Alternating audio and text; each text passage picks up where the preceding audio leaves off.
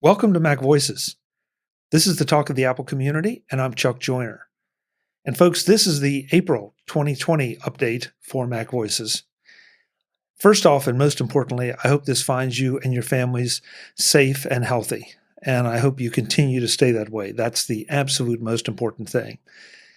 In this update, I want to get through a number of things just to keep you updated on what's happening with Mac Voices and give you a small warning here that toward the end of the show, and I'll segment this off, I want to talk about the video production aspects of Mac Voices and why it may look a little bit different to you right now and some changes that have been made. But until we get to that, let's get to the easy stuff first.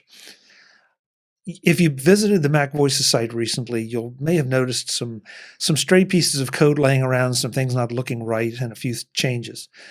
There appears to have been a conflict between the current version of WordPress, the theme that I'm using, a couple plugins, and the new version of PHP that disabled the site. And so in order to get it back up and running and make sure I could continue publishing, I had to disable some of the features of the site. Now, it's just a matter probably of working through some of the updates and making some of the changes that need to be made, but that takes time. And right now, I'm still working through the process. So if it doesn't look quite right, don't worry. Nothing's wrong with your browser and nothing is being lost. We're still rolling along. It just will take a little time to get that back in place, but it will get back in place.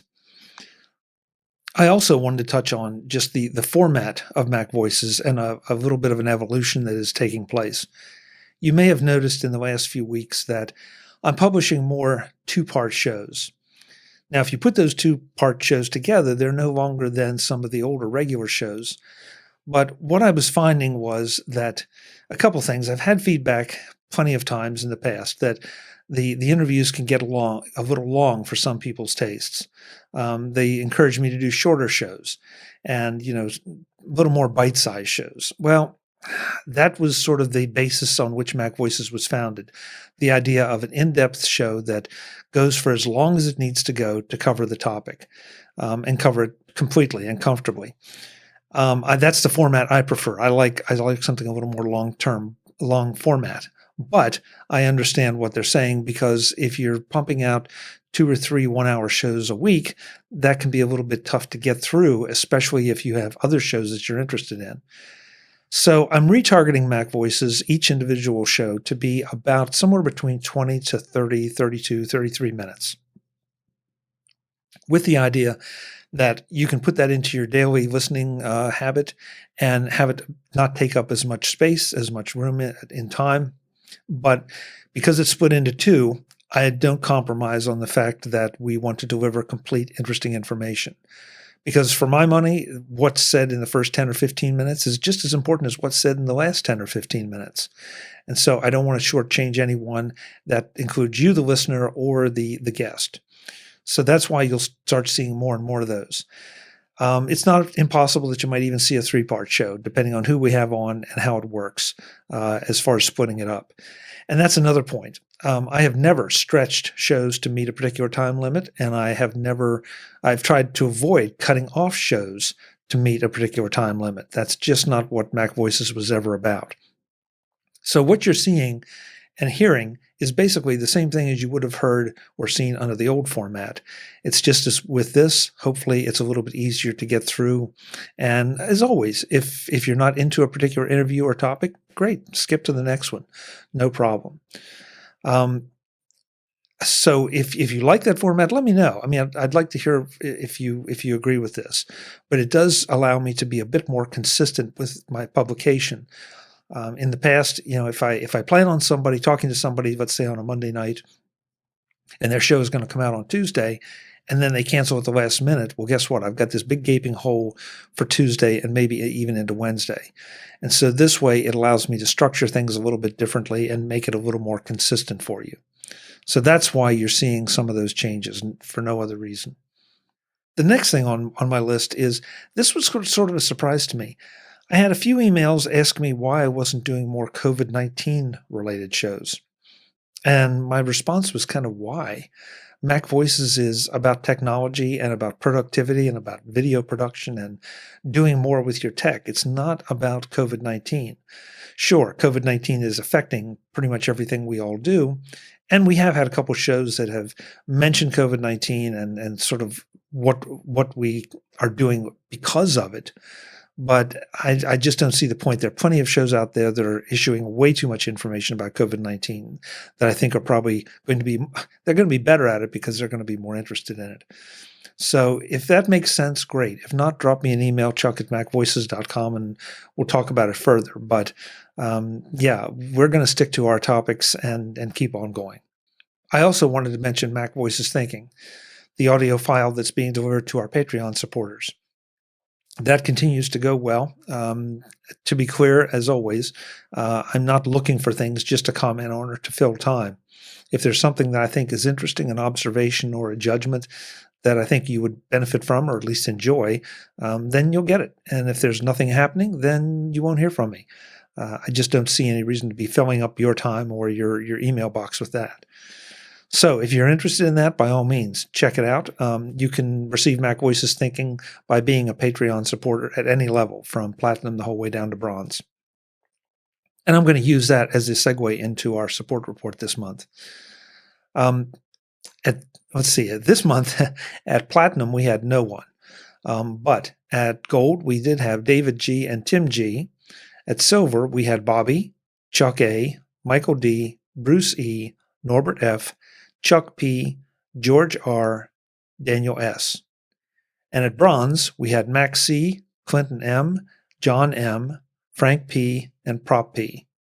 And as we started April, we did not have any PayPal supporters. First off, I want to thank all the folks who are on that list for continuing their support of Mac Voices. It really, really makes a huge difference. I also want to thank the folks that have contributed in the past, because you all are the reason that we are still here, have gotten to this point, and are doing what we do. So thank you as well. Really, really appreciate it. That said, and now I want to talk about not just about Mac Voices, but about all the podcasts out there that you listen to or watch and enjoy.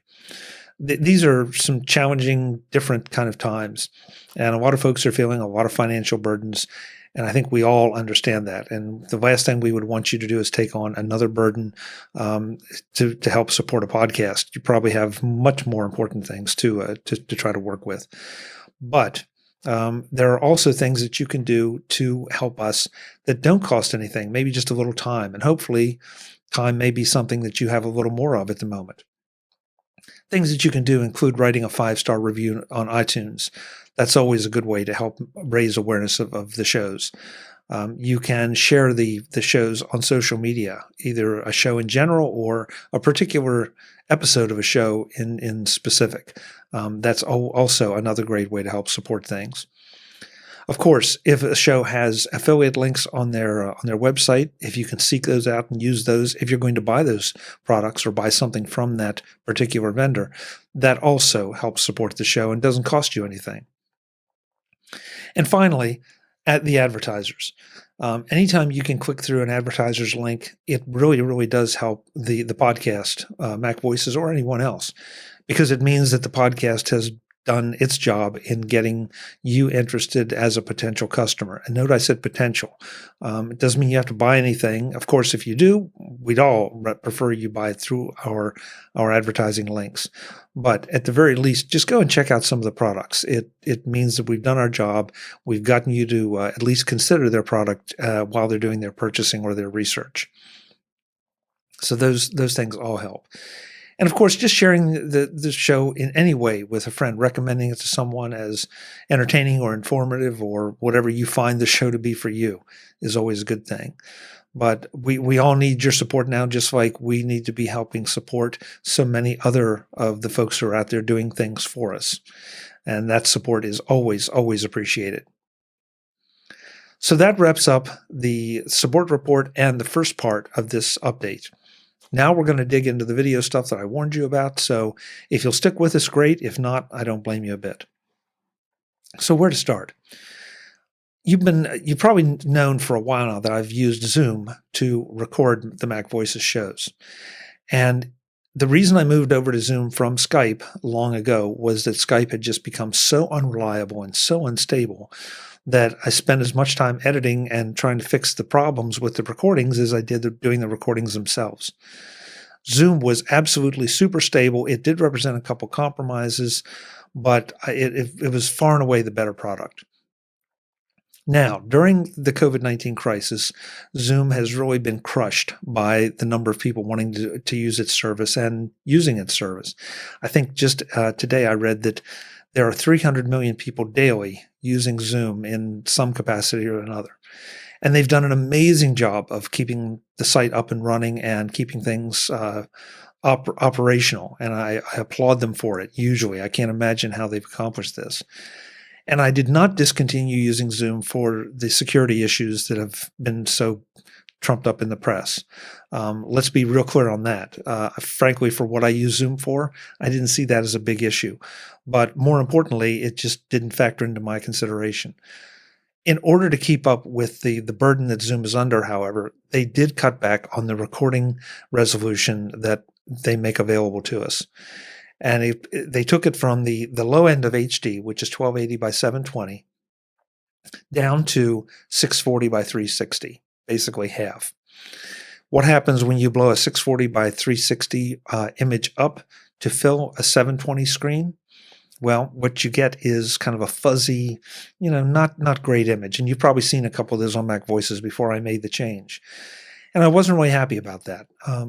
Not Zoom's fault. I'd much rather have Zoom cutting the recording resolution and staying up so we can all use it, as opposed to, trying to just cater to the podcasters. But it also wasn't doing what I wanted. So I started looking around for some options, and I went back to Skype.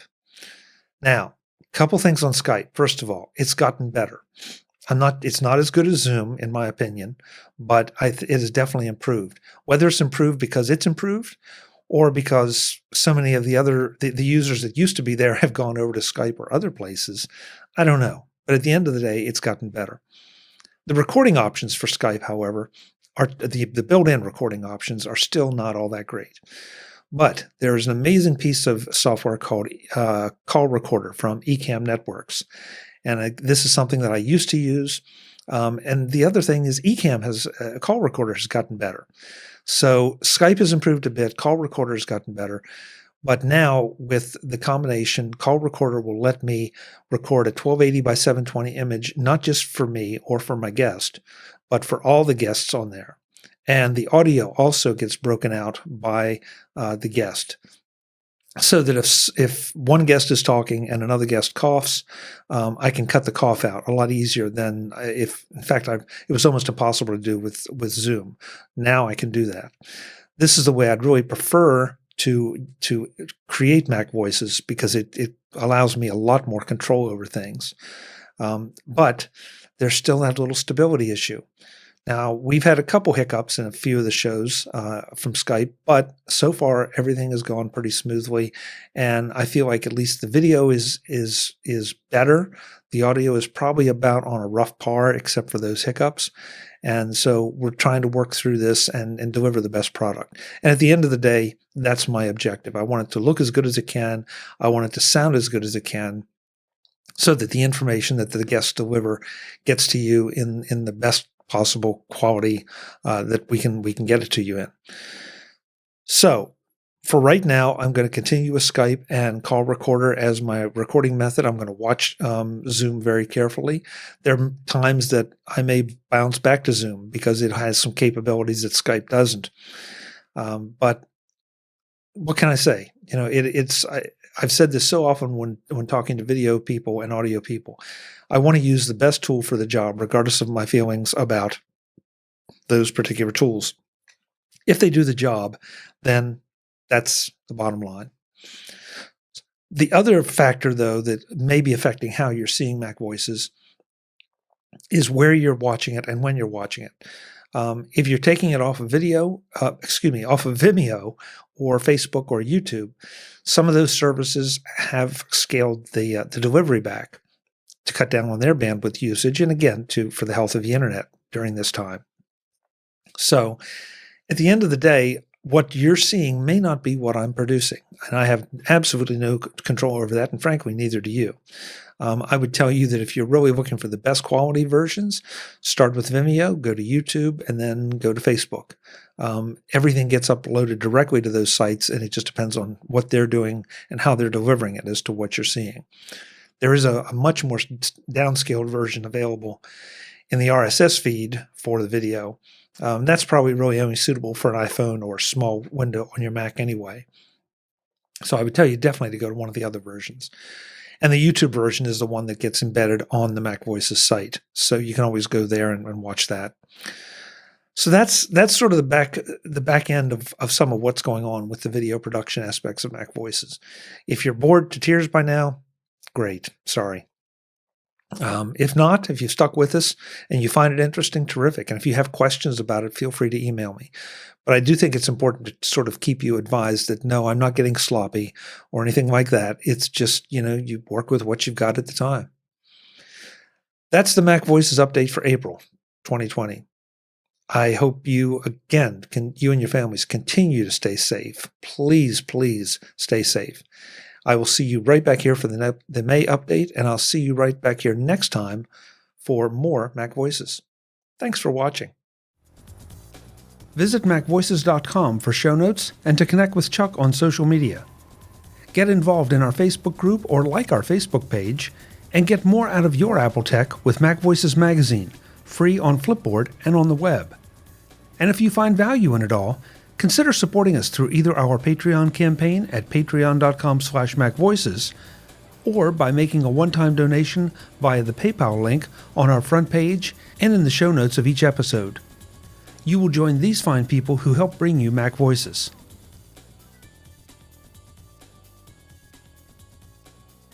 Advertising handled by Backbeat Media at backbeatmedia.com. Bandwidth provided by CacheFly at cachefly.com.